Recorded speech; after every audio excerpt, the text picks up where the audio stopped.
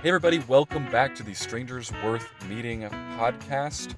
I'm your host, Tyler, as always, coming at you right now from Tucson, Arizona, once again. One of my favorite places in the world, and I've been meeting some incredible people while in Tucson via the internet, obviously, as we are on quarantine right now. And so this is one of the things that I'm doing with the show is kind of while we're in this lockdown state, I've decided to take the power of the internet to the podcast and still be able to meet amazing people where I'm at, or maybe even farther, and talk about the great things that we love on the show and just do that via computers. Now, as hard as it is to not be in the same room with someone, we're going to do our best to give you a great show and talk about some amazing things. And that's going to be easy for me today because I have an incredible guest, Rachel Lee from Tucson, Arizona. Rachel, welcome to the show. Hi, Tyler. Thanks for having me. Absolutely. I'm super pleased that we were able to make this happen. We were trying a few months ago, didn't work out. It was all the holiday stuff at the time. And now I'm back in Tucson, which I'm so glad about. It's a great place to kind of wait out all this stuff and to do this episode with you because you do something that is incredibly fascinating to me. Would it be accurate to describe you as a through hiker? Would that be like the title that we could kind of say in terms of the thing that it is that you do? Yeah, we could say that. I've done some through hiking in my day. And I also know that you're into running as well, like long distance running, and also just hiking in general. If it's not that sort of through hiking thing, but you love to be outside, walking, running, hiking. This is what you're all about, correct? Absolutely, that's correct. So I found you on, like I find most of my guests, on Instagram, and I had seen some amazing pictures you had posted here in Tucson. You were one of the reasons I was so excited to come here because every photo was just like these incredible views and things like that. I think it's so great. So, but you recently have had kind of an unfortunate turn of events here with the coronavirus situation, right? You were in the middle of a big project. Can you tell us kind of about that? Yeah, so I had been attempting to through hike the Arizona Trail this season, which is an 800-mile trail that begins on the Arizona border with Mexico and then follows all the way up to the Arizona border with Utah. And when I was about 160 miles in, I decided to get off of the trail because of everything happening with coronavirus. And Yeah, yeah, it was incredible, but now I'm not sure what to do. yeah. So 800 miles, the scope of that for most of us is impossible to imagine. How long does a through hike like that typically last? So it really depends on your personal mileage. I was anticipating that it was going to take me somewhere between 4 to 6 weeks and hiking between 20 to 30-mile days most days. Wow, that's incredible. You must recognize that on some level, even though that's become like okay in your world. That like that's an insane distance. So I have so many questions, obviously, about through hiking because Totally. it's Oh, like yeah. it's kind of its own thing. It lands outside of the world of hiking for most of us who go and will just hike for a few hours at any given time. So you're not only for those of us, well, for those because I do know actually, those who don't know about through hiking, can you explain what that means? Yeah, so through hiking can mean a lot of things, but typically it's used to refer to a trail of a significant distance that begins in one location and ends in a location far from where you started and requires that you hike along a trail from town to town and kind of gather resources as you go in that fashion as you travel in the direction of your destination. So, three of the major long trails in the US that a lot of people are familiar with are the Pacific Crest Trail, the Appalachian Trail, and the Continental Divide Trail. But there also are a ton of much shorter trails that are still considered to be through hikes. And so this one through Arizona in particular, this is the one you were working on, but I saw, I think on Instagram that you had completed the Pacific Crest Trail. How long is that trail? So, the Pacific Crest Trail is 2,650 miles long. Okay, so if 800, now I'm going to pretend I know how to do math, but if 800 miles takes you, how many weeks did you say again? Maybe like 4 weeks ish? Yeah, I was thinking like 4 to 6 weeks, Four including to days six. off. Okay, so then a 2,600-mile trail, we're talking three times that. Um, so you're talking about potentially a 3-month expedition or longer. So, typically, especially with the PCT being such a lengthy undertaking, it's not uncommon for people to need more days of rest or to not be able to cover such large mileage on all of those days. So when I hiked the PCT, I actually was on trail for 5.5 months. Whoa, five and a And half I'd months say, straight. yeah, I'd say that it's more common that people take around 5 to 6 months, but the really, really fast people could do it more quickly. And well, I guess you've already sort of answered one of the questions I had, which is that if you're walking like 20 miles a day on a light day, that's going to be exhausting. At some point, the body's going to break down and going to need some rest days built in there. So how do you kind of space in those rest days? Absolutely. So it's pretty normal that on through hikes you can find your way into a town of some sort every like 3 to 7 days. And depending on what kind of hiker you are, you might decide to spend 1 or 2 nights in town and get your laundry done, eat like 15 cheeseburgers, sleep a lot, and just try and get some rest in along the way. Wow, that's incredible. So are you going stir crazy now that you're like stuck at home waiting this thing out? Yes, I'm going stir crazy for a number of reasons because on the one hand, I was expecting to be doing this incredible journey that I had been so excited about for so long. But on the other hand, I'm actually a nurse, and I didn't mean to be out of work during this global crisis. It just so happened to work out that way because of the timing of my trip.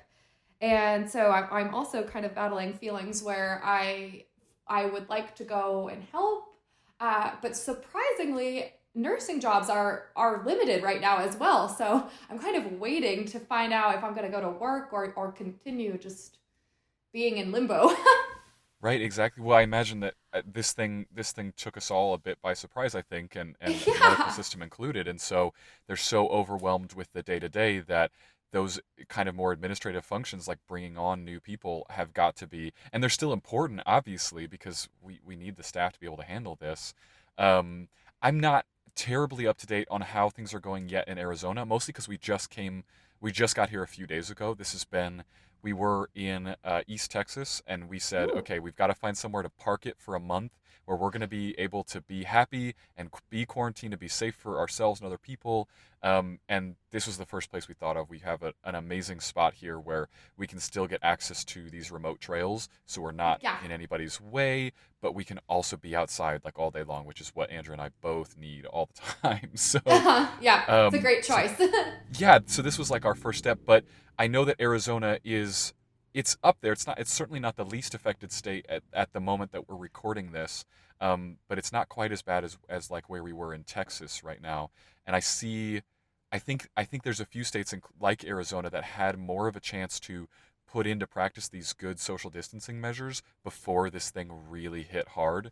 Um, and those are the states that are having the best time dealing with it right now because they were kind of able to be ahead of that curve there. Um, Mhm. but are you looking, so is there a potential that you would be doing nursing work within Tucson, or would you have to travel to somewhere else, or you just still have no idea where that's going to land? So I still have no idea. I grew up in Tucson, but actually, until most recently, when I took a short-term job here, I hadn't lived here in about 6 years, and had been working as a traveling nurse, moving around every 3 or so months. So my plan was to move to a different location, but with everything so uncertain right now, I'm considering trying to seek work in Tucson just to be in a community where I do know people in case I get sick and need like food dropped off at my house or something like that. But I'm also looking into other states. My biggest goal would be just to find somewhere that I can still get into the mountains on my days off.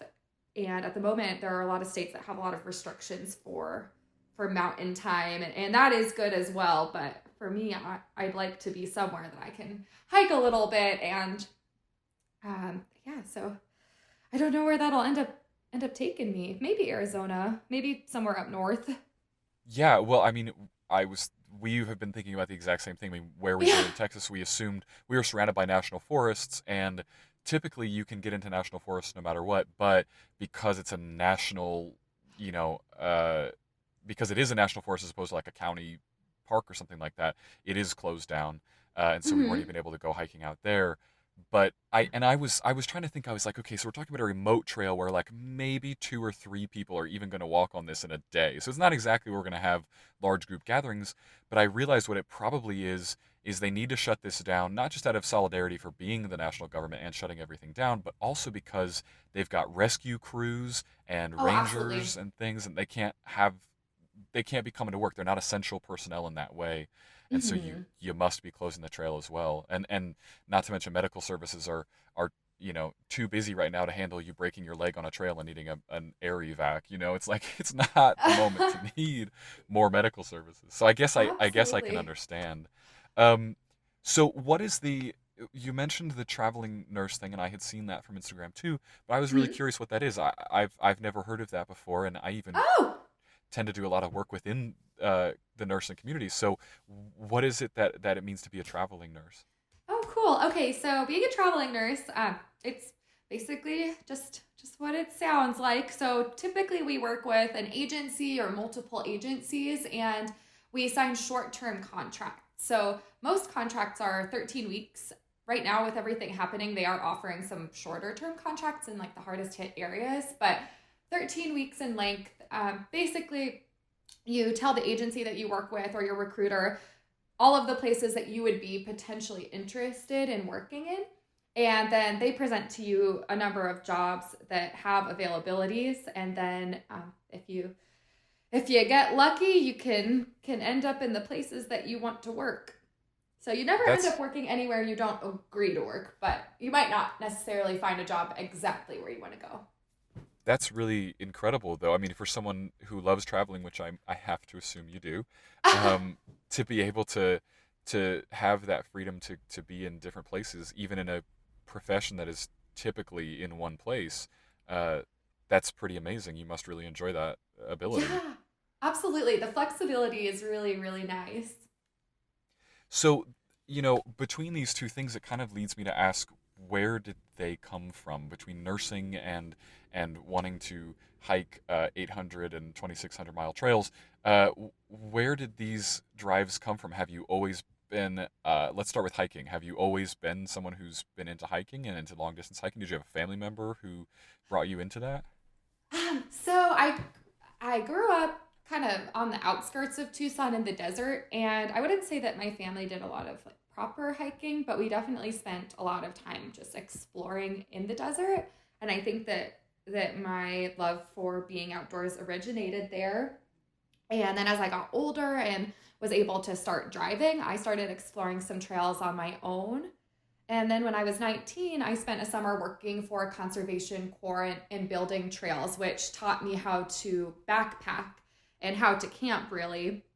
And then it kind of just grew from there. I moved to the Pacific Northwest for nursing school, and it's so outdoorsy out there. So many people love to spend their time outside, and there is so much accessibility in the trails. So I think that I just really blossomed when I moved out there. And what was the reason for moving out there? Did I miss it or Oh, sorry. I went to nursing school in Portland, Oregon. Oh, okay, very cool. Very cool. Yeah. So then what's the nursing side of things there? It certainly takes a special person to want to be in that field, and who has a lot of passion. And I love all the nurses that I get to work with. My main squeeze is marketing team. My marketing company where we work with a lot of different midwives and birth centers actually. So there's a lot of Oh, nurses that we get wow. to work with through that. Oh, cool. Um, so where did that kind of drive come from for you? Um, so uh, it was kind of random actually. When I was in high school and deciding on going to college, I had initially thought that I would pursue like field biology. I had gone to like a science research camp after my junior year in high school and had conducted like outdoor research projects and thought that that was really interesting. So I actually took a year off after high school and I flew to Ecuador where I volunteered at a field research station in the cloud forest studying caterpillars. And it was a really cool experience. Really, really a lot more frightening than I was expecting at that age. Wasn't really an experienced traveler at that time. And it involved a lot of scary things to like travel from my comfort zone to get to the place where I then had that experience. And by the end of it, I realized that I did deeply love the scientific process, but it was kind of a socially isolating career, it seemed, at least in the environment that I was in. And so I wanted to still pursue something scientific, but that was more human oriented. So I decided on nursing. If I'm being fully honest, though, I didn't really know what nurses did until I became one. But so it's kind of an accident, but I think it was probably one of the better accidents I've made in my life. What were you kind of surprised about? Because I agree, I think that there's a disconnect in terms of what we expect when we talk about nurses versus what y'all actually do. So can you kind of tell us some of the differences? Yeah, I just didn't even have like any sort of coloration of a picture in my mind of what nurses did when I envisioned nurses. I think that I was just being fairly naive. It just sounded like a decent career to enter. But the parts about nursing that surprised me, definitely the bodily fluids. um, those are always surprising when you start out. Also, I had always worked in the service industry before, but it was a big transition for me to go from just interacting with people to like actually physically putting my hands on people. There's like so much of an intimacy there that I think takes a little bit of time to develop comfort with. And then also, there's so much responsibility in nursing, and especially as a new nurse, it can be really scary knowing that your actions could potentially carry so much weight or cause harm, and you need to always be good at identifying your resources and identifying when something seems off or when you don't have the tools to even determine if something seems off and be able to ask questions in those situations. So overall, it was a gigantic and surprising learning curve. But now I've Yeah, been doing well, it for a couple years, so a little bit more comfortable. Work is still always surprising, though. yeah, well, I can imagine. I mean, some of those things I think would be challenging for most of us. What was the you said you were working in the service industry before that. What was the job before that? So for about 5 years, I worked in restaurants as a Yep. server, as a busser, as a dishwasher for a little bit of everything. Yeah, that was kind of what I was assuming you meant when you said that, because I think that's what Yeah, most people mean. But totally. yeah, so you get used to cleaning up like sauce off of a table, and now you have to clean up like blood and urine off of someone. Yeah, Like it's totally totally. different. It's totally different. And then when Oh people man. are mad, like I became a nurse when I was 24, which, some people become a nurse much younger than that. But I remember thinking, like, oh, I just want a couple more years of having my mistakes just be like bringing the wrong kind of eggs to a table. Like, this is a lot of Sure. responsibility. Sure. And people weirdly get more mad if you bring them the wrong food probably than they do if you mess up. I mean, weird. I think there's people. I'm starting to discover and be interested in this link between what makes people sort of aggressively raging mad, and Oh, how it tends to be like way more minuscule things as opposed to like big conflict. We're way more primed to handle that in some way. I'm working oh, on this interesting. theory. I've got this idea, but I could be Ooh, totally wrong. Um, I'm interested in it. well, it just seems, doesn't it seem like people get more outraged by like, a slow driver in front of them than by someone saying something, rude to them in public? Like it's almost Yeah. a completely different system that we have for so many different reasons. That's interesting. And I can attest that even working in the hospital, sometimes people get the most upset about like you taking too long to bring them their jello versus something that would be more more critically important.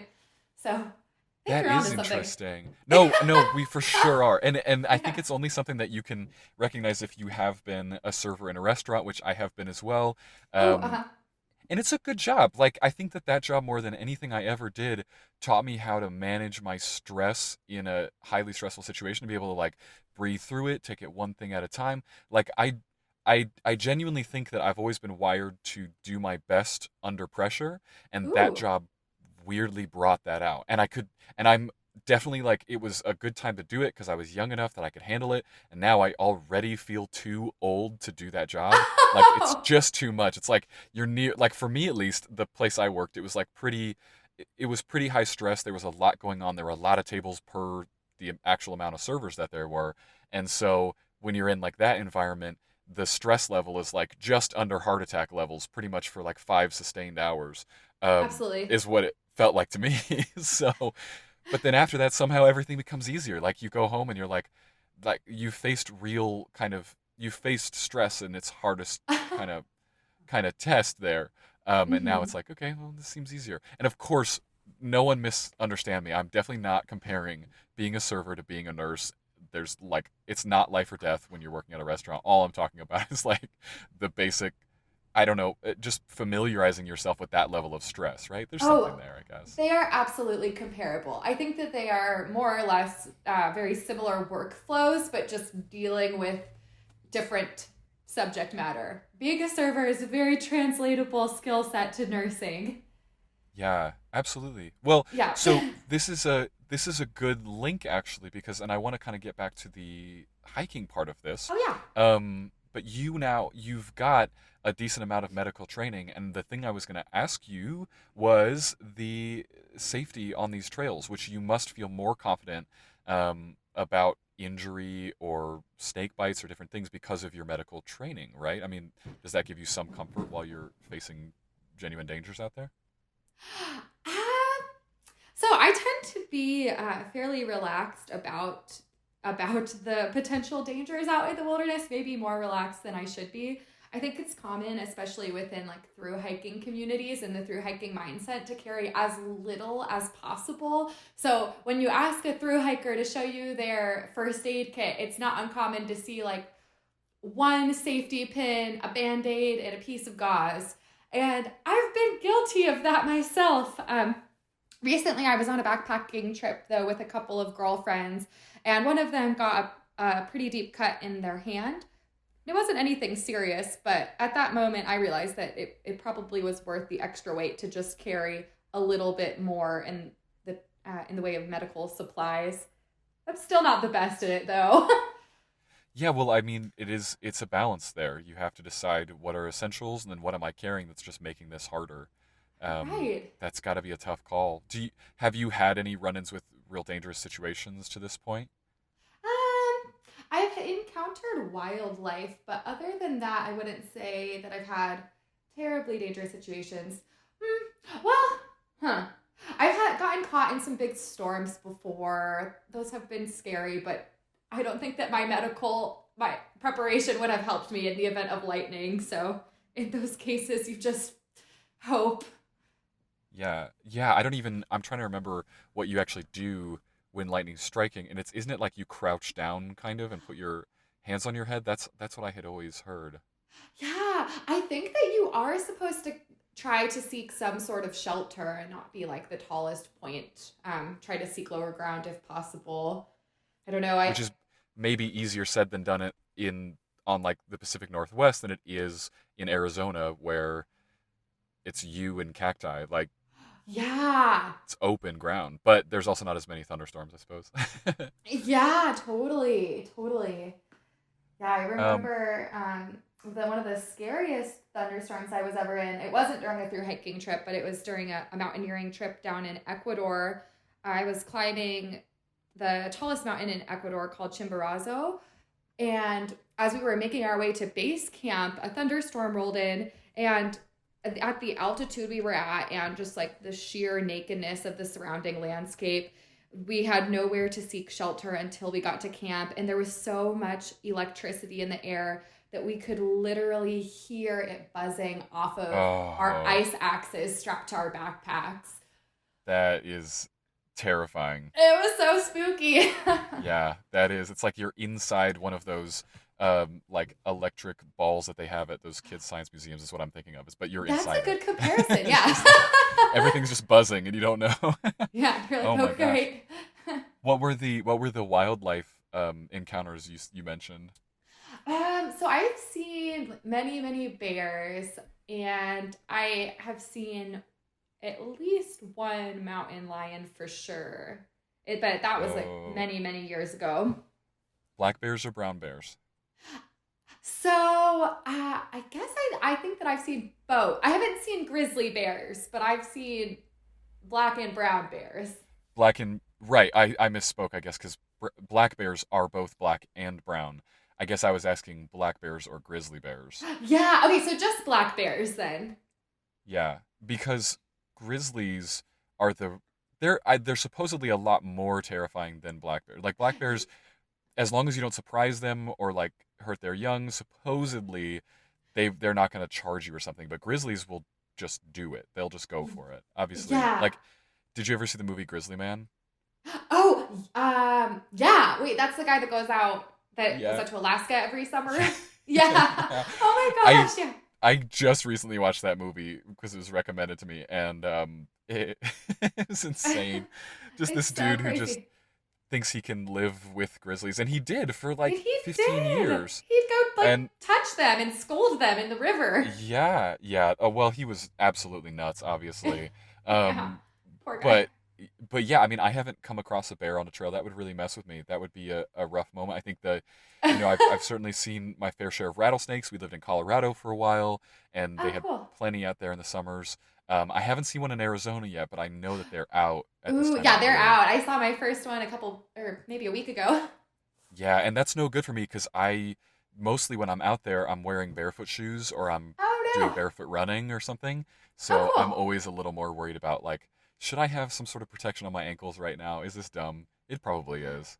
I just wear trail runners and I just try to keep my eyes ahead and on the ground, but fingers They're one of crossed. those great animals that I mean, it's really just like humans. It's like they will tell you in most cases before they're going to hurt you. Like Totally. as long as you're aware and you're listening for that sound is not like I don't know, it scares us when we hear it, but that's the point. The point is to say like, okay, I understand you. You're sending me a message right now, and I'm gonna do what you need, which is to back off. And you're telling me where you're at, so I don't step on you. Like, in theory, it's actually a pretty kind animal in that way. Absolutely. And I've been told that the majority of rattlesnake bites occur on hands, meaning that usually when people get bitten, it's because they're trying to pick them up or do Messing with something. it, Yeah. really. That's what I've Oh been told. man. Don't quote me on it. Well, I would believe it. I certainly would believe it. The only I came across one once that was in the middle of a trail, and luckily Uh-huh. there was a dude there who was pretty familiar with them, and he had a walking stick, and he was pretty. He just put his walking stick down, kind of scooped it, and just tossed it about 5 feet away. That was Oh it. my God. Because Wow. it's not longer than his walking stick. He can just kind of move it off the trail for all of us, and that was great. But I don't Totally. actually carry a walking stick, so now that almost sold me on buying one or making one. Um, but yeah, the only other thing I've seen out here, and I haven't even seen a tarantula, but I assume that there are tarantulas in Tucson, right? Yes, definitely. Okay, I haven't seen one quite yet, but I'm sure you've seen your fair share. Yes, yes. Not recently, but they're out there. Yeah. Yeah, those I think freak me out more from a mental standpoint than anything else. Like I doubt if you'd have a run-in with a tarantula, probably. Yeah. Out walking, it's like they're gonna run Oh, away. well, I mean, I mentally am kind of afraid of them at this age, and I don't know why, because truth be told, I grew up picking them up and handling them, and as Really? far as I know, like they really don't the tarantulas that we have down here in the Southwest don't bite. Right. At least And they they never wouldn't did when I was young. So I don't they know why I'm wouldn't scared of kill them now. you either Yeah. because they're not like rainforest tarantulas. I feel like the only ones that Right. kill humans, from what I've heard. Obviously, this is all totally anecdotal, so nobody Totally. nobody trust either of us for a medical opinion here. But I feel like I remember reading that it's really like the bird eating ones that are massive, in the rainforests in the South America that are the ones that can kill us, but probably not your average garden variety desert tarantula. I believe that as well. Yeah, I you'd get think that's hurt, right. or if you're a Yeah. child or elderly or something. But probably for the two of us, yeah, you know. Hmm. The only other thing I had seen while I was out here was I saw a wild pig of some type the other day, and it Ah. really threw me because I hadn't seen one ever before, and it just walked around a corner, and there it was, Oh and it yeah. looked large. I looked it up, and supposedly there are javelinas here. Yes, it's Um, a javelina. yeah, is that probably what I saw then? Yes. Yeah, they're But everywhere. are they sketchy? I just turned and walked the other way. I don't even think he saw me, but Yeah. they can get pretty sketchy. They're gnarly, right? They have like I read about them. They have pretty decent teeth on them. Yes, they can be very dangerous. I personally am pretty afraid of javelina. Usually, they aren't going to go after people unless they have dogs with them. But Oh, growing up interesting. here, yeah, growing up here, they definitely attacked our dogs a couple of times. I have a friend whose mom was going on a run and was pursued by a pack of javelinas, got tangled up in her dog's leashes, fell, and actually got attacked by them herself. So Yeah, they can be a little bit dangerous. For the most part, if you're just a human without a dog, you're okay. But it's always good if you see them and they notice you. To make yourself bigger and noisier. They don't have very good vision, right. or just to try and edge away. Yeah, well, that's I went and read about it after because I had no idea they were even out here. And Yeah. it was the first one I'd seen. I was like, I don't know what I should have done in that scenario because different animals. It's like, you know, I've read about mountain lions and Yeah. kind of what you're supposed to do with them and how to handle bears. Even I think bears are interesting because you're supposed to talk to them, is what I've read. You're supposed to like use words, at least if you're in like populated areas and you see them. Uh huh. Apparently, they're trying to acclimate bears to getting used to hearing humans say like no or like stay away, and you actually use those words to kind of, I don't know, confirm what other people have told them so that they keep their distance. I Oh, interesting. I that's just haven't what heard I've that one. heard. Yeah. Oh, that's good to know. Well, these are just the things that I think about, I suppose. But the biggest probably concern on a trail has got to be water, right? Especially on the trails out in Arizona. Um, Getting dehydrated has to be a big danger. Yeah, so I typically bring about 3 liters of water on a day hike when it's during the hotter months. And then on occasion, I'll bring a water filter as well.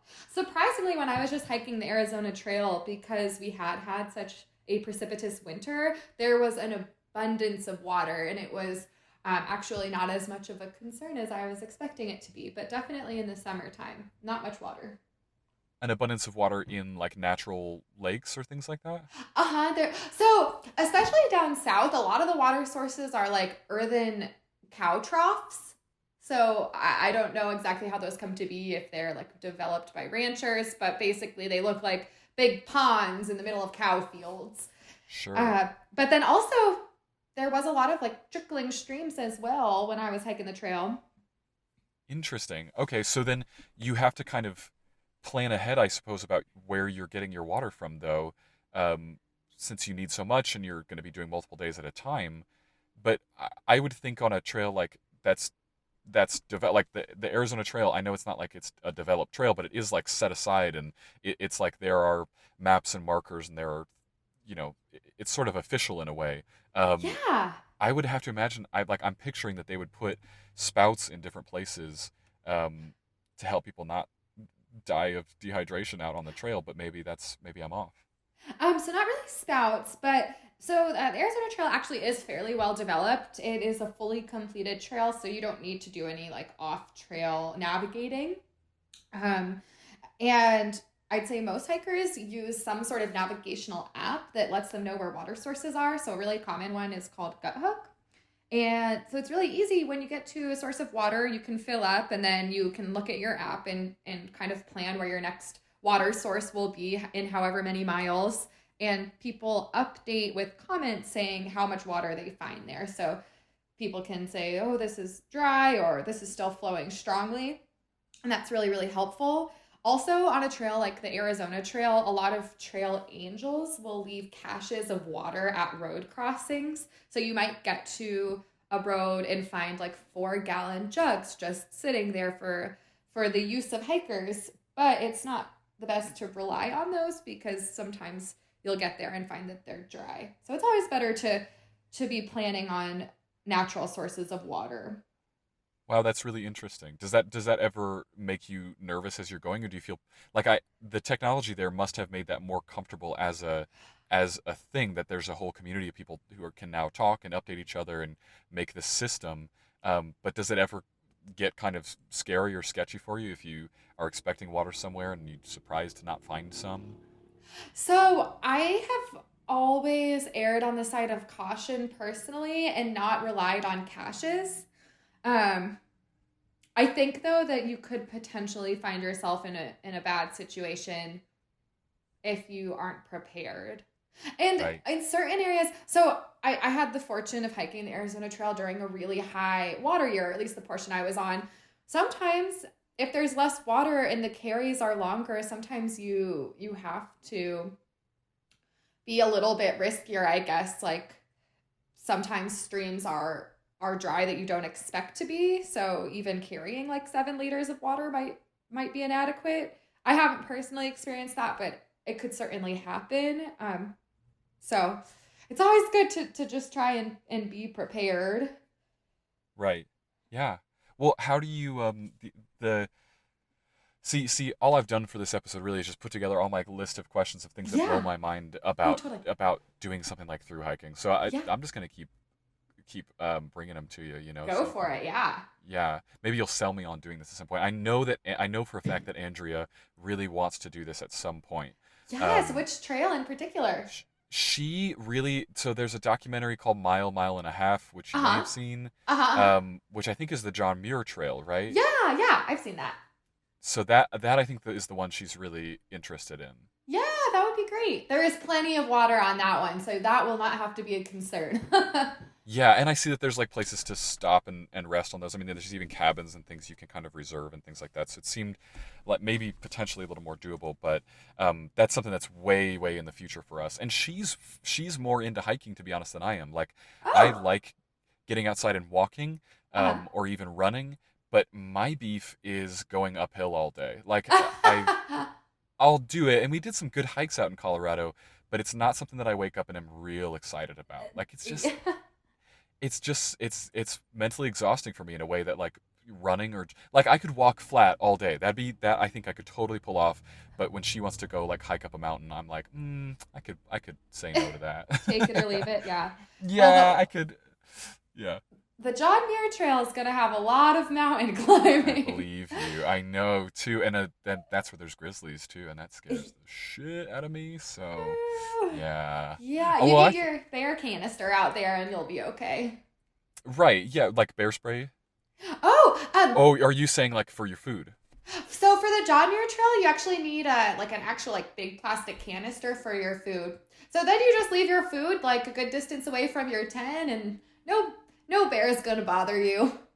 Nice, cool. Okay, Yeah. you're making me feel better about it already. Yeah, you got this. Yeah, you don't even need bear spray. If you're in like Montana or Wyoming, like maybe you should bring some bear spray, but anywhere in California, you don't need your bear spray. Just your bear Interesting. canister. Yeah. Interesting.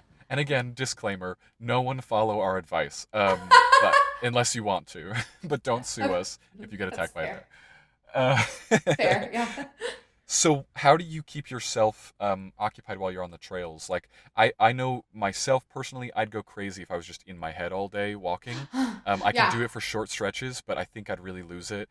So I'm the type of person that I've always got an audiobook going or a podcast. That's really my thing. Do you listen to something, or are you very like in the moment mentally? So no, I probably spend like very little of my day just in my own head. I try to have like a couple hours of the day where I'm not listening to anything, but otherwise I always have plenty of podcasts or audiobooks or music downloaded on my phone that I can listen to.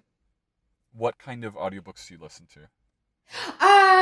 So I like a lot of different kinds of audiobooks, but for through hiking, I got into listening to like epic fantasy novels because they Sure, last or like, like series? Yeah. yeah, you just want something that's kind of whimsical and that's gonna last for like 45 hours.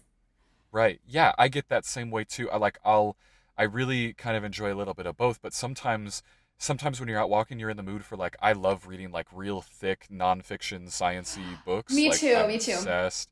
Yeah. But at the same time, sometimes when you're out there walking, it's great to have an amazing story, especially if it's like a great reader, and that makes all the difference for me. Is like if the person reading is great. Like I'm listening to a book right now who I really enjoy the book, but I hate the reader, and so I'm like Oh, uh-huh. muscling through.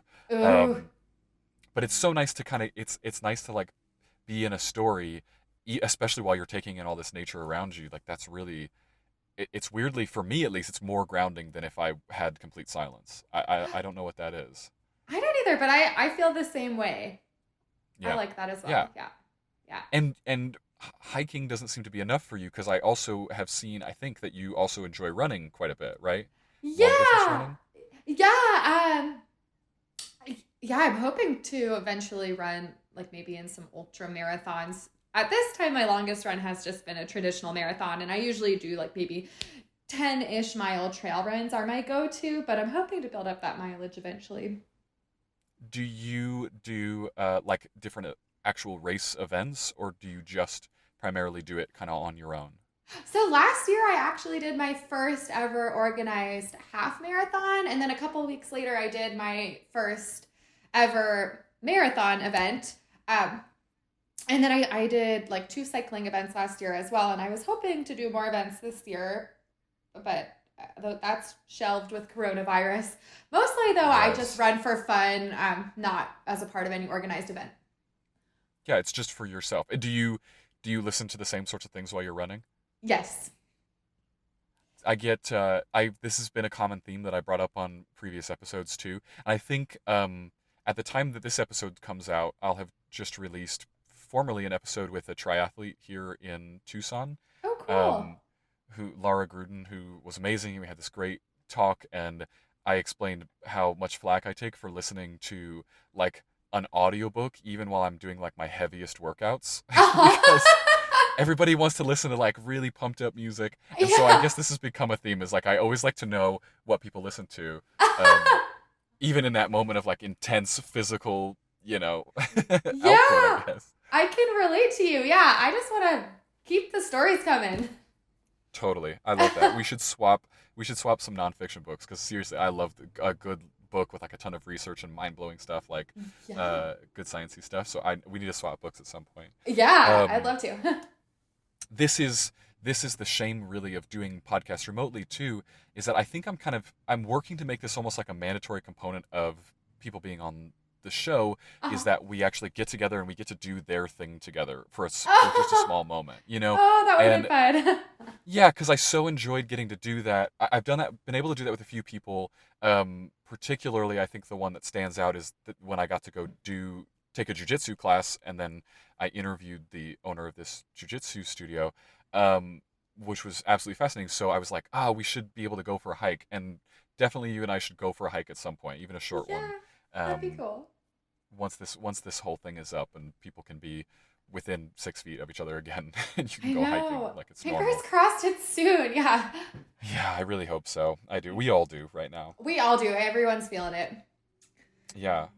So to get kind of more on the philosophical side of things with this walking, I feel like it's one thing to enjoy hiking or to enjoy running or even to just enjoy being out in nature. And then it's sort of another to take it to the level that you have taken it to, the distances that you've done, and wanting to setting these goals of doing a through hike or even running ultra marathons, having that be a goal. Do you have like a particular philosophy that kind of drives you to get to this place? Or are you interested in philosophy at all? Do you think about that kind of stuff? I definitely have periods of time where I'm in a more philosophical mindset than others. I don't know if I have like a strong philosophy backing what I do though. I know that personally I feel like the most grounded and at peace when I am challenging my body to its limits. And so I seek on like big physical challenges to accomplish that feeling. And then as far as through hiking goes, something that I really, really like about it is when you do something like hike the Pacific Crest Trail for 2,650 miles for over the span of 5 months, like literally the majority of the moments within that time frame, you are seeing something different like every moment for that entire span of time. And so often life is repetitive. And through hiking is repetitive, like it requires obviously very repetitive physical moments, but so often so much of our sensory input is repetitive when we go about our routines, and it's so cool to be able to break that and have like such an influx of just like things that you've never seen before or smelled before or heard before for such a prolonged period of time. I feel like that it's just a powerful thing to experience even for a short time. Yeah, I really like the way that you described that. You definitely made me see that in a new way, even just the way you put that. Um, I think when I was trying to picture when I pictured something like through hiking or even I guess just a longer hike, I'm Mm. really picturing like a level of like Zen. I'm thinking about like Siddhartha, if you know that book, that Yeah, really old book. Do you know this? Have you read it? I have. It's been a while, but yes. It was I'm just picturing like the main the protagonist of that story who will just like walk for days at a time and is just that's it's such a grounding and present thing to be doing that, and that obviously that whole book is about Zen and what it means and how it applies, and so that Uh-huh. was kind of the thing that came to mind for me. But you've also kind of illustrated something about like achieving a variety in your input, which I think is so cool. You've obviously found yourself fairly comfortable with breaking molds here. Like, you definitely don't have to get too much into this, but you are outside of the financial way that most people look at life, where you must uh, work every day and spend every day if you are a through hiker, because you work for periods of time and then you can take off months at a time in which it's not like you're spending tons of money during that period of your life. Mhm. Um, so it seems like you're comfortable kind of breaking these stereotypes that we see in that way. Is that right? I would say so. Yeah, I would say that the majority of my income goes to eating food and traveling. I don't really buy things unless I really need them, or I try not to. Right, and so it's all about like funding the next adventure, really. Yeah, exactly. So I feel like by trying to maintain a minimalistic lifestyle off the trail, it helps to afford the minimalism of being on trail as well. I think that's fantastic. I also recently have gotten into minimalism personally, mostly because the lifestyle that Andrew and I took on by becoming full-time travelers requires it. So Yeah. we had to sell essentially everything that we owned, and if we ever look at buying something that's not a consumable, it's a long conversation because we have to look Uh-huh. at now where are we going to put this, and this is extra weight for our lives, and so we like it was kind of amazing to be able to purge all these things and only keep with us the absolute essentials, and I think we are happier for it. Yeah. um, So much less it's a clutter. transformative thing.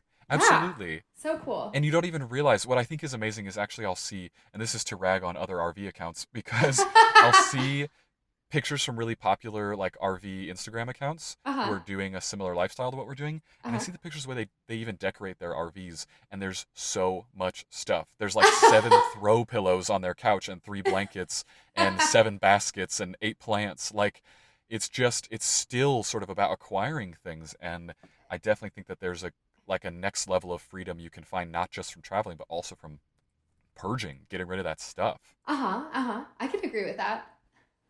And then in your case you have to make decisions about like several ounces of weight is going to make a difference to your mileage. Like that's going to hurt. You're doing really micro math on the things you can carry with you. Totally. But unlike many through hikers that are very dedicated to shaking down any extraneous weight, I would say I'm not quite as good at that. I want my pack to be light, but I also am willing to make the exception for items I really want to carry. So, for example, I'll carry 5 pounds worth of camera equipment, but then I'll leave my stove Yes. at home to try and balance it. So I can take pictures, but I'm Yeah. going to eat cold food. So you kind of have to pick and choose. Yes. Well, running a marketing agency, all of the camera equipment was something that was a non-negotiable and had to come with us and is quite heavy, and you need a lot Yeah. of batteries and memory cards and all those things. And you take great pictures all these places you go. I was going to ask you, are they all self-portraits primarily? They are. I know it's kind of silly. I take a lot of pictures of the back of my own head. No, but it's a particular vibe. I think it's that's you've picked a style kind of in what it is that you do. And for me that gets daunting. Like when I'm out hiking, I guess I always hate to stop and set up a camera, and I always Totally. give Andrea a hard time for it. I try not to. I'm really trying to be a nice person, but I'm just like, can we just keep walking? Yeah. And I get what she's doing too. And she's such a creative person that she absolutely needs that, and it's great for Oh. her. But is it hard for you to stop and take a picture while you're in that moment, or like does it take you out of it but you have to do it, or what is it for you? So I like to have kind of like one or two images to commemorate an experience that I've had and like kind of transport me back to that place when I look on it later on. Um, but also I can relate to you in that I don't like to stop often. I like to stay in the flow. So usually I make it a goal to take one picture when I'm hiking, like from one spot. Sometimes two, if there's some really incredible views along the way, but I really don't take many images each day when I'm hiking. Right, because you want to be able to stay in the moment, kind of, is what I always feel about Yeah, taking pictures, is that it's for later, or maybe it's for the gram, which is sort of, kind of you know, silly. Yeah. yeah, but it's I don't even think that it is, because, and I was just talking with Andrew about this yesterday. It's like it's such at its core, on the positive side, it's such a great platform to be able to show the world an amazing experience that you've had, and then all of the nasty things kind of come in when it comes to like the fact that when you see that photo now you have to judge yourself against it, and that's so hard. Hmm. But I do love when it can be this pure thing, and I definitely think that what you're doing on Instagram I really appreciate, because it's like I can tell that it's not it's not for you. It's about capturing that moment as opposed to sort of curating something for your fame and fortune or whatever it may be. You know what I mean? It's just about showing this moment, and I like how you said it's like commemorating something. I think that's a great kind of way to look at it. Yeah, thanks for saying that. Do you do any type of like video content while you're out there? Like, have you thought about any vlogging or anything like that? I've completely thought of it, but I have not done any. And I don't know, a lot of thru hikers are able to get their hikes funded and accumulate large followings that results in making some money off of better documentation of their experiences. And so I've thought about that because I think there's a lot of curiosity. But when it comes down to it, I'm just not good at the discipline. Like I don't take enjoyment from trying to create more content than what I already do. So I don't know. Maybe someday I'll try vlogging, but it just hasn't felt right yet. Right. Maybe there's a moment, or maybe there's not, and maybe it stays the way it is. But it's certainly something that can evolve and change. What are the future goals that you have? Obviously, you must be eager for this thing to be up, and you get back on the AZT. But what else do you have kind of planned for yourself? Yeah, it's kind of hard to say. So, had coronavirus not occurred, my plans this year would have been to finish the Arizona Trail. And then later on in the fall, I was supposed to go to Switzerland with a girlfriend, and we were going to hike the Swiss Via Alpina, which is a 240-mile trail across the country of Switzerland. And she's a friend that I've done a lot of longer hiking with. So we were really excited about this trip, but it's not looking like it's going to happen, kind of with the projection of everything. And then following that, I don't know what my long term goals are. I would like to do more through hiking. I'm in the process of applying for grad school right now. So if I am accepted, then I'll have a lot less time starting next year. And if not, then I guess I'll just keep on hiking. Yeah. What's the goal with grad school? What's the aim there? Yeah, so I'm applying to a program for nurse practictioning. Okay, sure. So it's sort of another level of being able to serve people in a different way. I've worked with a number of is it functional nurse practitioners, FNPs, I guess. Or Um, family nurse practitioners. oh, sorry. Yeah, you're right. It is. Yeah, yeah. I'm confusing it. It was a functional medicine place with a family nurse practitioner. So that's why I'm messing that up. Makes sense. Um, right, which is it's way closer to the role of a doctor too, in that you can prescribe and see patients in that role as well. Absolutely. Um, so that is that a goal for you to be to be offering like primary care at all? So that is the goal. That is the goal. But if it is not in the cards for me, that's okay. We're going to find out here soon. Well, either way, you'll have to let me know because I run in Okay. that world a little bit, and Oh, so we'll see if I cool. can. Yeah, but yeah, okay. So, but there's not like a another through hiking trail that you're dreaming of for the distant future. That's like once I do that one, like that's my opus. It's not anything like that. I just really loved the Pacific Crest Trail. It was just the best. There are definitely like shorter, long trails that I want to do. Like, of course, I want to hike in Patagonia. I honestly, there are little trails kind of all over the place that I'd like to do that would take me between like 1 week to a month. And then I do like the idea of someday hiking the Continental Divide Trail and the Appalachian Trail, which would make me, in the thru hiking world, they call it a triple crowner if you've done the three longest distance trails within the US. Both of those would take about 6 months in length. And as much as I really want to do them, it's hard because it's also hard to find a 6 month period of time that you can and truly want to dedicate all of your time to those pursuits. So I'll just have to see kind of what life throws at me. It's all very Yeah, circumstantial absolutely. planning a trip like that.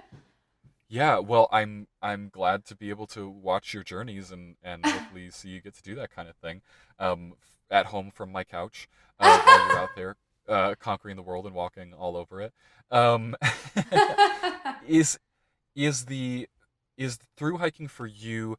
I wondered if it's more of an escape or if it's more you feel like you're engaging with the world, or is it a little bit of both? I I think it's a little bit of both. Mostly, I think it's a really different experience to do like a really long through hike versus a shorter one. Because if you do like a shorter one, like when I was just on the Arizona Trail just for a couple of weeks hiking 160 miles, it isn't quite long enough to fully break you out of your routine. You can still stay like really rooted to your life at home and your connections at home. But if you fully give yourself to a trip like along the Pacific Crest Trail that takes 6 months, you really have to dive into this different reality because you build friendships with people that might walk alongside you for the following 6 months, and you change your routines completely and your diet, and you give yourself to kind of all of the strange magical things and acts of kindness that occur when you're on a trail like that surrounded by a community like that. So in a way it's an escape from your normal routine, but in another way you're like building an entirely different life that you inhabit for a consolidated period of time. That's so interesting. Do you then stay in touch with people who you come across on those trails? Yeah, definitely. Definitely have many people that I still stay in touch with, especially on Instagram, but sometimes on the phone as well. As you What are the develop, oh, sorry. No, I was just curious, like, what's the average person that you meet out there? Like, what's the demographic of people who are through hiking? Is it all over the place? Is it a certain age group? It's all over the place. I think it also depends on the trail that you're on, but I'd say on the Pacific Crest Trail, I met people ranging anywhere between like 18 years old and 70 years old, and people from all different countries from all over the world as well. And a pretty good representation of men and women. Yeah. And is it so you I guess I was just picturing you doing those trails on your own, but do you do them with other people? So I embarked on those trails on my own, but the trails, especially like the PCT, are incredibly social. Like I jokingly say that my time on the Pacific Crest Trail was one of the most social times in my life, especially at the beginning.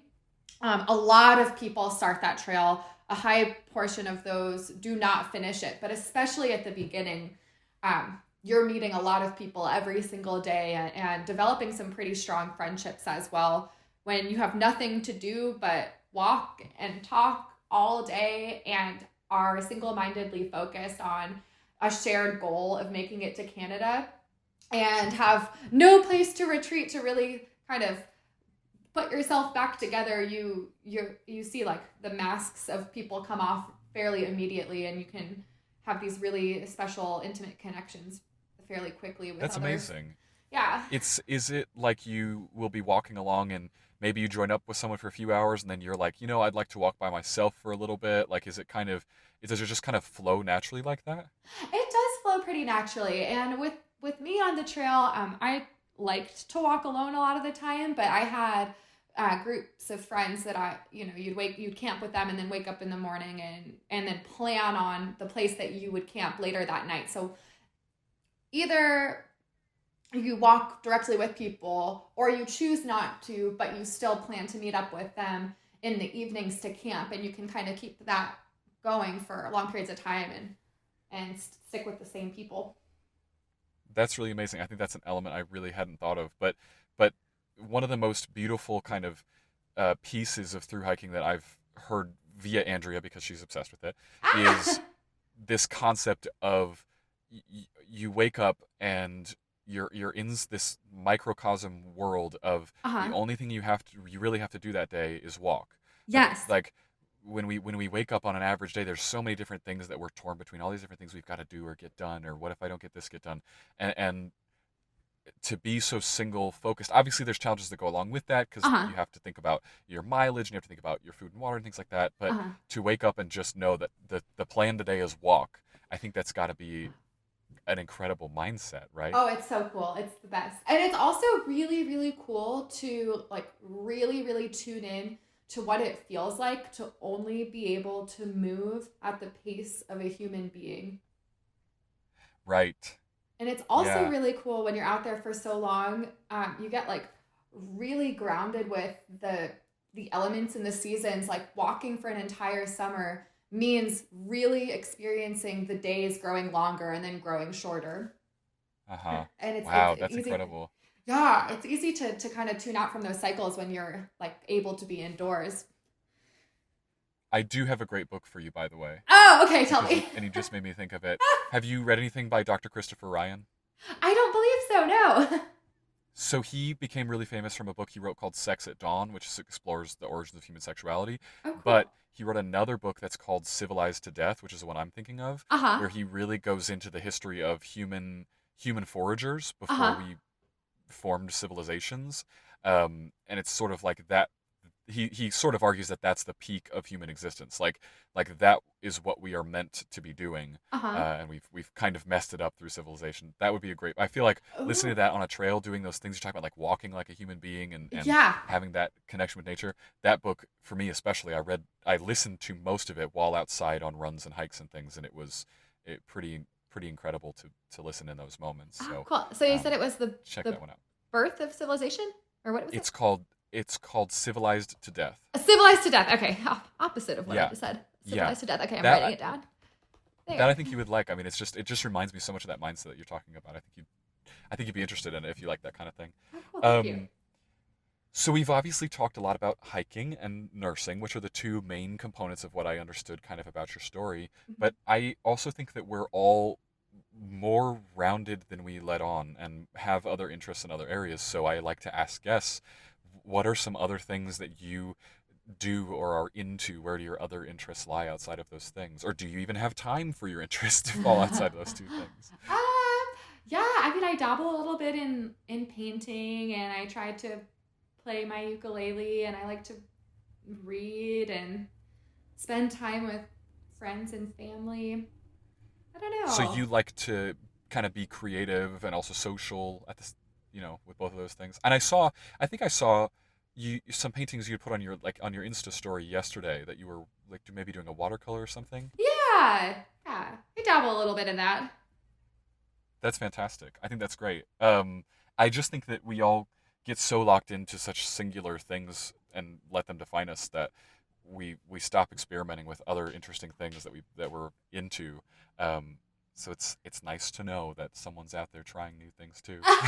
Totally. Yes. Agreed. Phenomenal. So kind of the last question I'd like to ask each guest is really just about the area that we're at, and I wish we could be together, kind of enjoying Tucson together. It's a place I super love. Um, you've got a history in Arizona, um, growing up here a bit. So can you kind of tell us what is it that you love about Tucson or about Arizona in general? What have you fallen in love with out here that keeps you here? I just love the desert. I love the mountains out in Arizona. Um, I love the diversity in the nature that you can find across the state. I love the people. I love the sunsets, the really, really good Mexican food. There's a lot to love about Arizona. I have found that to be the case too. I I said on the previous episode, it's like it's the best winter I have ever spent when I came down here in December and just got to hang out here for a month. It Absolutely. was sunny every day and just gorgeous. Like I've never had sunny and 60 or 70 be my normal for a January day. Yeah. It's really amazing to feel like you get to be connected with nature all year round. As someone who grew up in the Midwest and half the year is off the table because you're just stuck inside for so much of it. Oh, Um, absolutely. it's a lovely place. So everybody should get out to Tucson and come check it out. And maybe you will see Rachel out on the trail, which you and I are gonna have to do. So when this thing's over, and I don't know where I'll be because who knows how long this is gonna last. I know. Um, but when it's over and when I am back in Tucson, we're going for a hike. We're gonna make that happen for sure. Deal. Let's do it. Yeah. Take me somewhere cool and also not too long because we can't all hike like you can hike. All right. I got some places in mind. Okay, cool. So where can people go to find you? Can you give us your Instagram handle? Sure. So my Instagram handle is at Nature Monster, and Monster has two R's at the end. Where That's does the actually I my wanted to trail ask you too name. where the monster comes from. That's actually my trail name. That's what I go by on the trail. That's what they called me when I was on the Pacific Crest Trail. So Just because you can't get enough, you're like the Cookie Monster of nature. I don't know. Yeah. So I don't know. Yeah, I don't know if you know this, but on long distance trails like that, people get dubbed certain names, and those names Ah, become their identities for those journeys. So I am Nature Monster. that was chosen for you Yeah. collectively. Interesting. Okay, so it's a classic nickname that you didn't even pick for yourself, but you've embraced, which is great. I do. Yeah, I feel quite attached to the name, so I keep it. Yeah, well, go and check out everybody some of these awesome photos that she's posted of these incredible places. Yes, mostly you looking it's you looking at these views, which is a cool kind of vibe you have going there. So, go and check her out. I I am trying to get creative with what I'm doing for the photos with these episodes because typically I'll take a picture of the two of us talking, and I can't do that right now. So, Oh no. I figured maybe I'd go on like a hike to commemorate you and I'll take a picture on a hike somewhere or something. So I'll do my best to see if I can make that work out. Love it. So everybody go and check out and I'll get some photos from you too. I'll have you send me a couple that I can include with the post. So go check it out on Instagram. As always, you can find me at thicksonlife, and then I'm also using Twitter to try to find more guests, especially while this thing is going on, and I've got to kind of get remote with finding guests. They could be from all over the world. So if you have an interest or someone you know who is a stranger worth meeting, find me also on Twitter at thicksonlife and let me know. Thank you so much, Rachel, for being a part of the podcast. It's been excellent talking with you. Thank you, Tyler. It's been fun. Yeah, so I'm looking forward to our hike. Thanks everybody for listening, and as always, we will see you on the next episode.